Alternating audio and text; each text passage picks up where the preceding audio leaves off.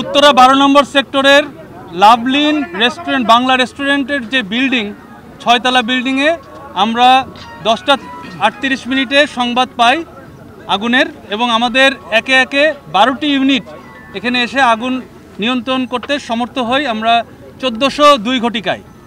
আমরা এখন পর্যন্ত যেই 7 জনকে উদ্ধার করেছি তার মধ্যে 6 জন মহিলা এবং তার মধ্যে একজন অন্তঃসত্ত্বা মহিলাও রয়েছেন এবং একজন পুরুষ রয়েছেন। তারা সবাই যার যার চিকিৎসা নেওয়ার জন্য হসপিটালে গিয়েছেন এবং আমরা এখন পর্যন্ত কোনো ডেড ভিকটিম অথবা অন্য কোনো ভিকটিম পাই নাই। তবে সবাই আল্লাহর রহমতে সবাই ভালো আছেন আশা করি। এবং আমরা যেই আনুমানিক যেই সোর্স আগুনের যে উৎস এটা জানতে পেরেছি, এটা সম্ভাব্য উৎস। আমি একটা ভিডিও পেয়েছি, ওখান থেকে যেটা বোঝা যাচ্ছে যে এটা রেস্টুরেন্টের যে সিলিন্ডারের কোনো গ্যাস লিকেজ থাকতে পারে, সেই লিকেজ থেকে এইটা আগুনটা একটু বেশি হয়ে গিয়েছিল, মানে ডেভেলপমেন্ট স্টেজে চলে গিয়েছিল। তবে আমরা আনুমানিক 4 ঘন্টার অক্লান্ত পরিশ্রমে আমরা এটা সমর্থ হই 12টা ইউনিটের মাধ্যমে। আমাদের ফায়ার ফাইটার 130-এর উপরে এখানে আছেন এবং আপনারা দেখেছেন আধুনিক আমরা টিটিএল এবং অন্যান্য আধুনিক যন্ত্রপাতি আমরা ইউজ করেছি এবং আমরা গতানুগতিকভাবে আমরা ম্যানুয়ালিও আমরা রেস্কিউ করেছি সব রকমভাবে। এই বিল্ডিংটি একটি অগ্নির দৃষ্টিকোণ থেকে এই বিল্ডিংটি একটি ঝুঁকিপূর্ণ বিল্ডিং ছিল।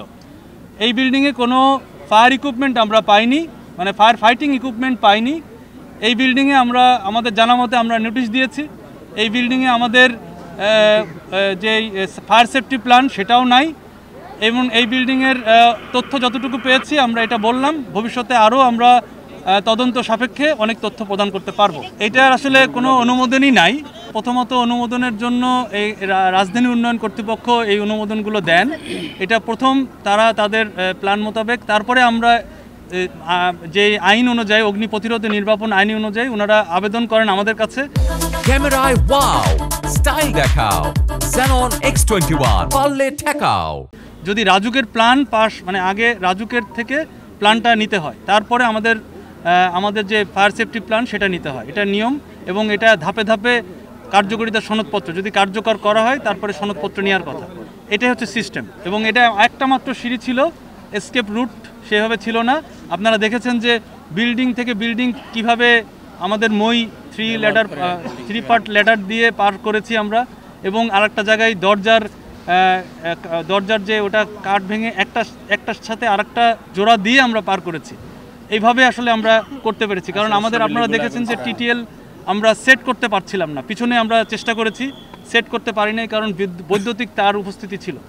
এই পাশেও ছিল, কিন্তু এটা আমরা দূর থেকে আমাদের টেকনিক্যাল যারা আছেন তারা বিভিন্নভাবে চেষ্টা করেছেন, আপনারা দেখেছেন। আমরা এই দুর্ঘটনায় এখন পর্যন্ত রেস্টুরেন্টের মালিক অথবা ভবন মালিককে পাই নাই। আপনারা জানেন যে এলএনজি গ্যাস থেকে সিলিন্ডার গ্যাস যেগুলো আছে সেটা ঝুঁকিপূর্ণ বেশি, কারণ এটা অল্পতেই চারিদিকে ছড়িয়ে পড়ে। এবং আমি বলেছি যে আমাদের আমরা এসে দেখেছি আগুনটা নিচের তালা এবং দোতলা পর্যন্ত আপনার আগুনটা ছড়িয়ে গিয়েছে।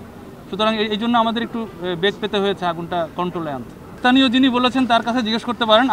আমাদের কাছে এরকম কোনো তথ্য নেই এবং আমরা যে সার্চ অপারেশন চালিয়েছি, সার্চিং অপারেশনে আমাদের কোনো রকম ডেড ভিকটিম আমরা পাই নাই। ভবন মালিককে অবশ্যই খুঁজেছি, এখন পর্যন্ত পাই নাই।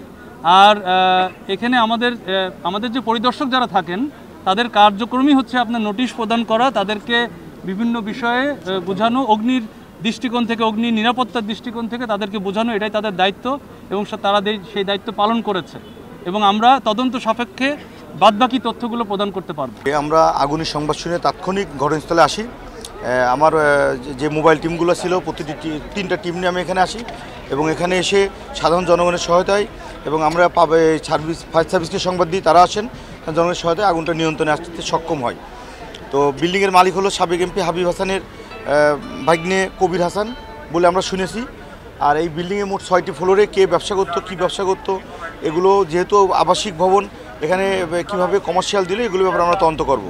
তবে আপনারা জানেন ইতিমধ্যে আমরা নিচে যে খাবার হোটেল ছিল লাভলিন, এটার একজন কর্মচারী এখান থেকে গ্যাস সিলিন্ডার নিয়ে পালিয়ে যাওয়ার সময় আমরা আটক করি এবং আমরা হেফাজতে নিই। একজন আটক আছে, সে আলামত নষ্ট করার অপরাধে আমরা তাকে আটক করেছি। আর এখানে ফায়ার সার্ভিস থেকে বলা হয়েছে যে কোনো লোক নিহত হয় নাই। তবে দোতলায় যে ইয়ে আছে, দোতলায় যে বিউটি পার্লার আছে, সেখান থেকে 6 জন মহিলা কর্মীকে ফায়ার সার্ভিস নামাতে সক্ষম হয়েছে আর কি, সুস্থ অবস্থায় এই ছিল। এবং পরবর্তীতে আমরা সার্বিক বিষয় তদন্ত করে আমরা আইনগত ব্যবস্থা গ্রহণ করব।